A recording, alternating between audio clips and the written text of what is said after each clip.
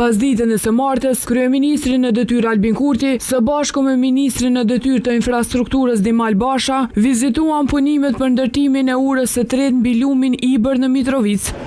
Në këtë vizit, mori pjesë edhe nënkryetari i komunës së Mitrovicës Enes Osmani. Ata u njoftuan nga afër me ecurinë e punimeve në këtë projekt infrastrukturor.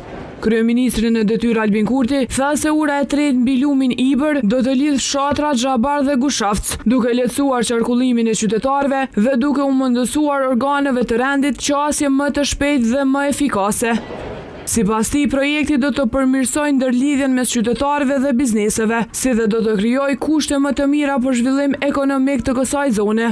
Bëhet fjalë pra për projektin e urës, e cila e lidh Zhabarin me Gushafcin.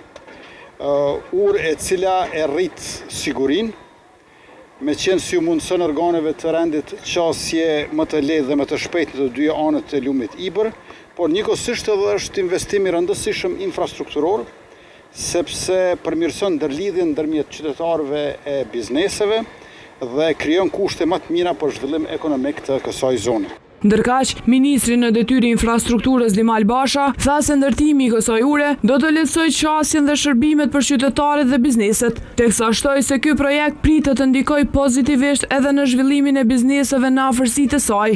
Është një urë që ofron siguri.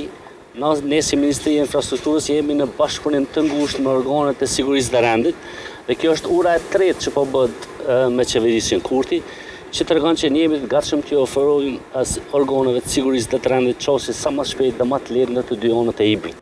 Ura është projektuar të ketë gjatësi prej 65 metrash dhe gjerësi prej 22.5 metrash, ndërsa në të dy anët e saj do të ndërtohen trotuare për kombësorët. Projekti përfshin gjithashtu ndërtimin e 2 rreth rrotullimeve dhe të një segmenti rrugor me gjatësi prej rreth 500 metrash.